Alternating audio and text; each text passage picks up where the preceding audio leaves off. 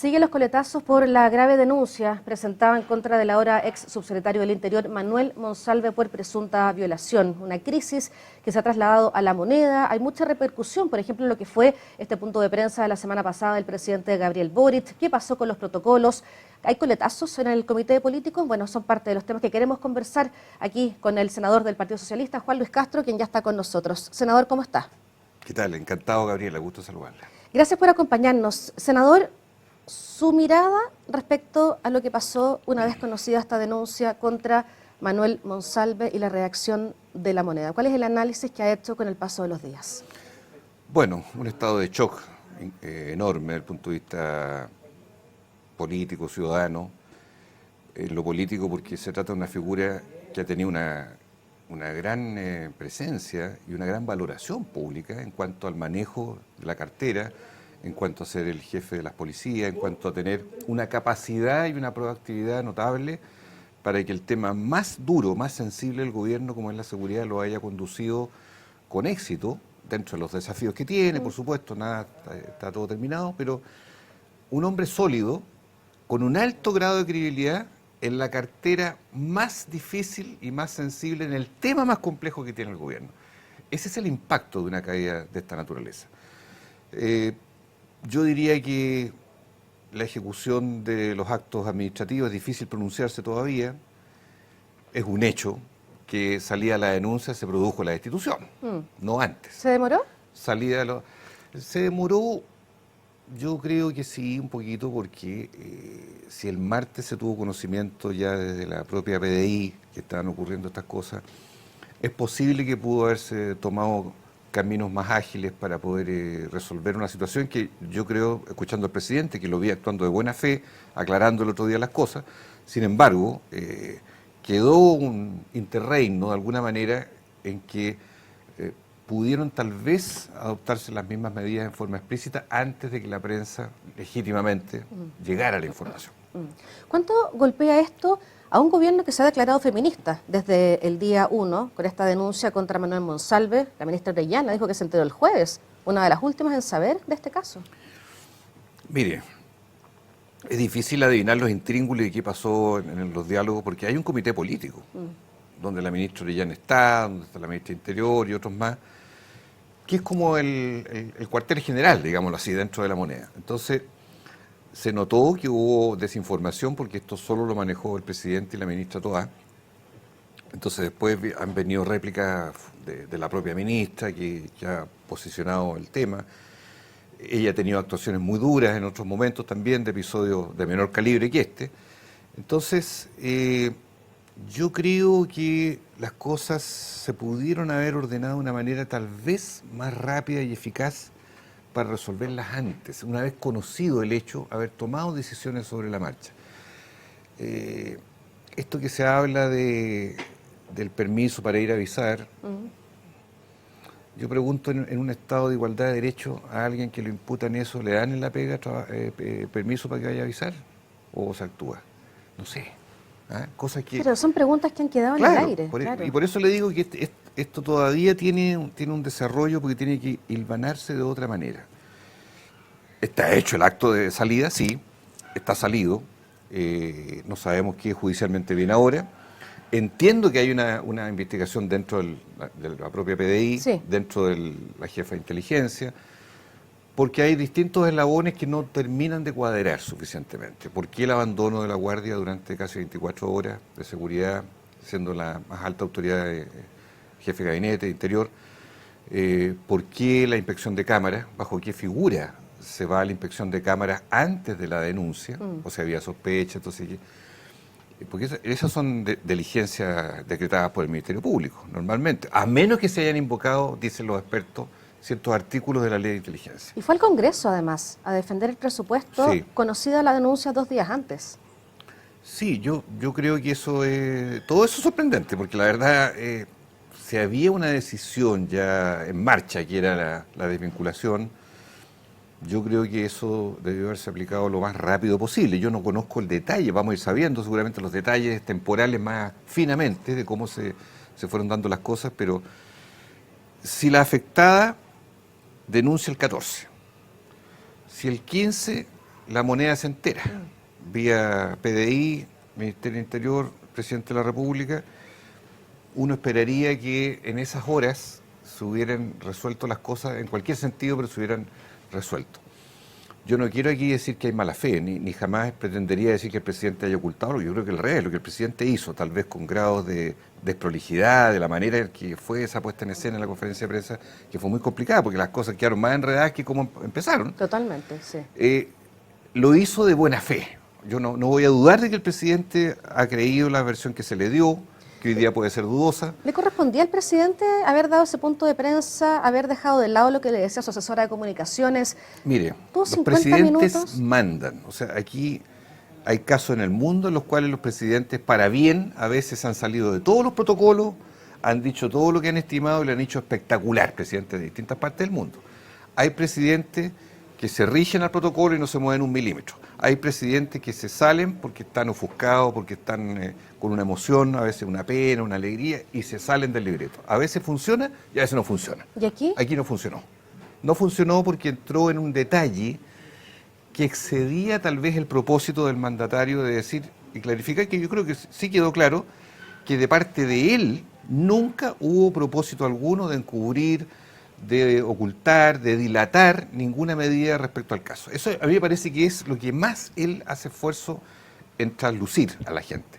El modo, con el detalle, me refiero que el teléfono, que el mensaje, que la reiteración, yo creo que ahí fue una situación más bien del momento, que fue animada por no dejar de responderle a ningún periodista. Que ninguno se fuera atragantado con una pregunta, que todos dijeran hasta la última pregunta que quisieran. Usted misma lo dice, quedaron más preguntas en el aire que respuestas. No sé si pudo leer el fin de semana una serie de columnas publicadas por analistas diciendo que fue desastroso este punto de prensa del presidente Boric, que hablaba de un amateurismo justamente, y se vincula la dignidad del cargo en la investidura con lo que hizo ahí en ese punto de prensa. Mire, yo sé que hay gente que puede en la oposición ser muy dura del manejo del presidente, de que es joven, de que es impulsivo, de que se sale de casilla de pronto, pero mire, las personas son las personas, el presidente tiene todo el derecho a salirse del libreto. Yo creo que no funcionó en esta oportunidad porque terminó esto llevando a otras vertientes, a otras interrogantes. Pareció un poquito fuerte la reprimenda a la jefa de... No digo maltrato, pero fue un poquito fuerte. Sin embargo, yo creo que este episodio va a ir pasando y no es para sacar el juicio final de decir este presidente es incapaz, es inepto, cosas que han dicho algunos con mucha dureza y yo creo que en forma odiosa, sinceramente. Pero que hubo errores de manejo, sí hubo errores de manejo. ¿Se pueden enmendar? Sí. Desde ya creo que esta semana es clave, porque esta semana vamos a ver si hay formalización, vamos a ver el destino, cómo se ordena la historia completa, ¿verdad? Porque hay todo tipo de especulaciones en las historias que están detrás de esto. Y vamos a tener una verdad jurídica, que yo creo que es clave, porque si no se presta para mucha locuración de que si había algo antes, que no había, que fue forzado, que si hubo intoxicación con alguna sustancia, que no la hubo.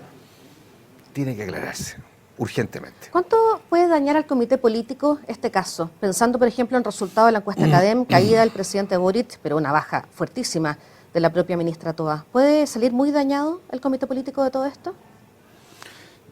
Yo creo que el comité político tiene que volver a afiatarse de nuevo. Probablemente yo supongo que después de las elecciones en noviembre habrá un cambio de gabinete, natural, programado, ahora con más razón, porque hay que ajustar cómo queda el gabinete del último año. Yo creo que el comité político tiene que volver a tener un desarrollo, un desempeño. Este episodio no lo manejó el comité político, lo manejaron el presidente y la ministra de Interior, específico, eso ya se sabe. ¿Fue un error eso? Yo creo que tal vez pensando en la cautela, tal vez pensando en que las cosas se podían administrar con mayor reserva, mientras Pero la había denuncia era de violación. Sí. Claro. Yo no digo para dilatar nada, pero sí creo que el presidente puede recurrir o no al comité político. El que manda es el presidente. No manda el comité político, no está por sobre el presidente. Él tiene derecho a consultarlo con uno o con todo. Pero es lógico y se nota que aquí hubo un grado de dificultad para poder enreglar todas las cosas en un cauce de más celeridad, de más agilidad, de más claridad para efectos de toda lo que es la ciudadanía impactada por esto. Usted hablaba de las críticas de la oposición, que han sido muchas, de todos los partidos, Muchas. pero en el oficialismo está el diputado Soto, expresidente de la Cámara Baja, quien dijo en las últimas horas que el peor enemigo del gobierno y del presidente Boric hoy es el propio presidente Boric. No, es un exceso. Es un exceso. Yo creo que es una frase de él, yo no la comparto y creo que no sé quién más habrá adherido a eso. Pero eso es como una lápida. Es poco menos que decir que el presidente vive a partir de sus errores o solo sus errores son lo que destaca y no sus virtudes. Entonces lo dejo de lado. Me parece que está de más una frase así. Sí creo que hubo un problema comunicacional cuando se quiso explicar esto. Se admite por todo, que no es para condenar al presidente ni para decir nada, salvo que aquí se podría haber hecho mejor, sí, mucho mejor, se podría haber ordenado el relato, sí. Yo no tengo duda que el presidente aquí no ha tenido una ocultación de nada. Yo creo que pudo haberse tenido más detalles, tal vez antes de dar un punto de prensa, tal vez. O detalles gruesos, y que la ministra del Interior entregara ya, porque Claro, la cartera. como usted decía, mostró conversaciones de WhatsApp o leyó con Manuel Monsalve, reveló justamente que el propio Monsalve había revisado las cámaras de seguridad, que tal vez eso no le correspondía contarlo al presidente. Yo creo que en un propósito de sinceridad el presidente dice lo que piensa. El presidente en eso es muy transparente, diáfano y creo yo que de buena fe quiso decir, mire, así me enteré yo de todo esto.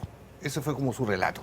Esto es lo que yo sé, lo que supe, lo que me informé. No sé si todo lo que me dijeron era cierto, pero esto es lo que yo tuve a la vista y con esto actué de esta manera, di permiso para que avisara a su familia, fue, volvió.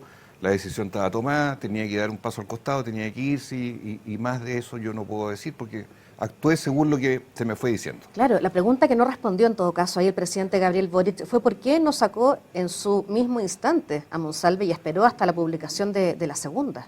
No lo sé, sinceramente es difícil adivinar, estas son circunstancias tan de núcleo pequeño, directo en el gobierno, entonces serían puras hipótesis. Que ¿No tenía usted opción de conversar con algún ministro del comité político? No, porque nosotros estábamos ya el jueves terminando la semana legislativa. Esto ocurrió, bueno, yo estaba en el Congreso en Valparaíso, estaba en la Comisión de Salud en el presupuesto, estábamos a 10 metros de la Comisión de Seguridad donde estaba discutiéndose el presupuesto de ellos, pero fue toda una vorágine, entonces después no ha habido información. Hablé con la presidenta de mi partido, sí, en esas horas, quien también estaba muy choqueada, muy golpeada. De hecho, el PS sacó una declaración muy rápidamente, a la 1 de la tarde el jueves. Suspensión de militancia para Eso fue en la Monsalve. tarde, Sí. eso fue en la tarde. Claro, que es lo propio, eso es lo que, para que la gente sepa, eso es lo habitual dentro del Partido Socialista, que cuando hay una imputación se toma esa decisión y después se ve en el curso del proceso. Pero el nivel de sorpresa, lo digo porque me tocó un momento de conversación telefónica con la presidenta del PS, era total, un estado ¿Qué le de dijo Paulina conmoción. Bodanovich? No, o sea, la sorpresa porque ella tampoco tenía más antecedentes fuera de lo que ya estaba ya trascendiendo en los medios digitales en ese minuto. Nada más, o sea, es una cosa impactante, una cosa que a todo el PS nos dejó muy abatidos. Y bueno, nosotros hemos sido prudentes, porque se sacó la declaración, hemos tratado de manejar las cosas hasta que empieza a aflorar la verdad jurídica procesal de las cosas, de los hechos, antes de hacer condena o salvataje de nadie. Se había pensado incluso en un Manuel Monsalve como el nuevo ministro de Seguridad de este ministerio o en candidato de algo. Se cayó todo en cosa de segundos. Una trayectoria, digámoslo, porque sin duda la figura socialista mejor valorada en el gabinete ha sido él. Hasta ahora, en este gabinete, hasta que pasó esto. Me refiero a los atributos, cualidades, conocimiento, manejo, expertise del tema, el tema más delicado del país. O sea, claramente es una afectación política fuerte, que en ningún caso se compara con la afectación humana de la víctima, que es lejos lo principal que tiene que estar protegido y bueno, me alegro yo que esté en un cauce determinado en la Defensoría, hay, bueno, querellas y todo lo que está por delante ahora tendrá que aclararse. Lo que se viene ahora. ¿En qué posición queda el oficialismo con todo eso? Pensando en, bueno, las críticas del diputado Soto, vino respuestas de parlamentarias del Frente Amplio cuestionando duramente las palabras del legislador a pocos días de las elecciones municipales. Mire, yo creo que el oficialismo lo ideal es que fuera más prudente y evitar tanta reyerta pública a 5 días de la elección. yo creo que es absurdo. ¿Puede afectar el resultado? No creo, sinceramente. O sea, yo creo que las elecciones están marcadamente locales. Incluso le voy a decir que hay tanto candidato independiente y los que son de pacto no se nota que son de algún pacto. Porque usted ve las pancartas, la propaganda en general. En esta elección, curiosamente, casi nadie se declara o de gobierno o de oposición. Nadie pone eso. ¿Ah? Claro. O sea, son todos prácticamente neutrales a lo que pasa. Entonces, no es una elección parlamentaria o presidencial donde el impacto es directo porque son los bloques los afectados. Entonces, yo no creo que en el resultado afecte las comunas. A lo mejor en la segunda vuelta de gobernadores, que esta cosa va a estar decantada para un mes más. Sí, en el gobierno, por supuesto que afecta. Y el gobierno tiene que recomponerse en los días posteriores con los resultados que vengan, que no van a ser ni tan florecientes para uno ni para otro. Todos van a tener algo que decir. Se va a rescatar algo positivo de todos los sectores. Pero sí creo que el ajuste de gabinete posterior, que tendrá que ser en noviembre, las figuras que se van a ir del gobierno, las decisiones que toma el presidente respecto a las grandes reformas, cómo queda montado el equipo de seguridad finalmente dentro de la moneda para el futuro, es clave. ¿Queda complicada la ministra Tobá? O sea, ella no es la protagonista de este episodio. Yo creo que la gente tiene una valoración de ella con sus aciertos, con las dificultades que ha tenido. Es una ministra que sorteó una acusación constitucional ahora hace pocos días atrás. Es una ministra que se la ha jugado por el tema de seguridad. Yo creo que ella, que es la jefa en este minuto de gabinete del presidente Boric, sigue siendo un capital político y ella tiene que tener un rol. Yo no sé si ella se va a ir o no al gobierno, lo ignoro. Sinceramente, siempre se ha dicho que ella es una figura que puede ser eventualmente candidata y tiene todo el derecho a hacerlo. Pero esto va a tener que estar en un circuito de definiciones post-municipal que permita clarificar quién se queda, quién se va y cómo el presidente ordena el año final, que es un año decisivo. ¿Usted respalda la solicitud de Chile Vamos de citar al Congreso a la ministra Tobá y a la ministra Orellana? ¿Estaría de acuerdo? O sea, están en su derecho ellos de citarle a una sesión especial, eso no es una acusación, entiendo yo. No, una citación. Claro, pues, o sea, mira, las sesiones especiales no tienen nada de perverso, son espacios donde se consulta un tema, se hace una exposición, pregunta, respuesta, eso es todo. ¿Pero la cree necesaria pensando en este caso y en los coletazos que ha traído? Yo preferiría que la justicia hablara sola. O sea, ¿qué más se va a saber que no sea lo que diga la Fiscalía, lo que el gobierno pueda revelar de sus sumarios administrativos internos, de lo que la trama misma vaya floreciendo? No sé qué más, que no sea tal vez un dividendo para alguien. Pero si usted me pregunta ahora, ¿vale la pena eso? Sería un poquito escéptico. Es una noticia que ha golpeado tan fuerte que ha dejado de lado, por ejemplo, los 8 homicidios del fin de semana o la discusión de proyectos clave como ISAPRES. ¿En qué está eso? Le doy dos tips ahí. A ver. El de ISAPRES propiamente tal está en la Cámara de Diputados, pero está con una urgencia simple, que es como si no tuviera urgencia. Yo le veo un pronóstico bien escéptico a ese proyecto, porque no veo que tenga posibilidades de avanzar en la Cámara de Diputados. Creo que el Ministerio de Salud se equivocó en ponerlo ahí. Debe haberlo puesto en el Senado, que es donde se ha trabajado el tema ISAPRES, Fondo de Compensación de Riesgo, todo lo que está alrededor de un mecanismo para terminar con la selección de riesgo. Bueno, un error, yo creo que eso no va a pasar nada, sinceramente. Lo que sí va a pasar es que los afiliados al sistema, a fines de noviembre, van a empezar a ver ya la cartola final. Y algunos podrán esbozar una sonrisa y muchos van a sentirse muy afectados y dañados porque va a haber un encarecimiento de precios. Sí. Entonces, yo no descarto que pueda haber nuevas migraciones, nuevas judicializaciones y que las ISAPRES que están en el límite, algunas puedan invocar ya el desequilibrio final financiero porque no les alcance y una sensación de frustración muy grande en la gente, que dice, bueno, ¿cómo hubo una ley? Hubo fallos judiciales, se supone que esto iba a arreglar el problema y esto lo está dejando igual o peor que como está. Yo creo que eso a fin de año puede ser un problemón, francamente, desde el punto de vista de salud. Y el segundo problema lo tenemos hoy con los hospitales, con la ley de presupuesto, que hoy día tenemos sesión en la comisión mixta de presupuesto. Se va a hacer un diálogo, está total despacho, vamos a ver qué ocurre, pero hay problemas en la atención primaria de salud, en que el per cápita no sube, el basal. Hay problemas en las inversiones, porque solo es una cartera de arrastre de nuevos hospitales y consultorios, no hay nuevas incorporaciones. Hay problemas con los bienes y servicios de consumo, que es el ítem 22, que es el que permite la operación de un hospital, que haya suero, que haya pabellonera, que haya antibióticos, y que cae un tercio de lo que fue el presupuesto anterior. O sea, hay problemas serios, le diría yo, que no están resueltos en la lectura inicial del presupuesto presentado por la cartera. Entonces, en las ISAPRES y en el sector público hoy día se atraviesa por una asfixia, en unos por el precio y en otros por la falta de recursos, que atraviesa el sector de la salud de manera dramática. Y una de las prioridades de la ciudadanía, justamente aparte de la delincuencia, es el tema salud. El cáncer, la salud mental, los problemas de lista de espera, le digo 3 problemas al tiro, son problemas graves.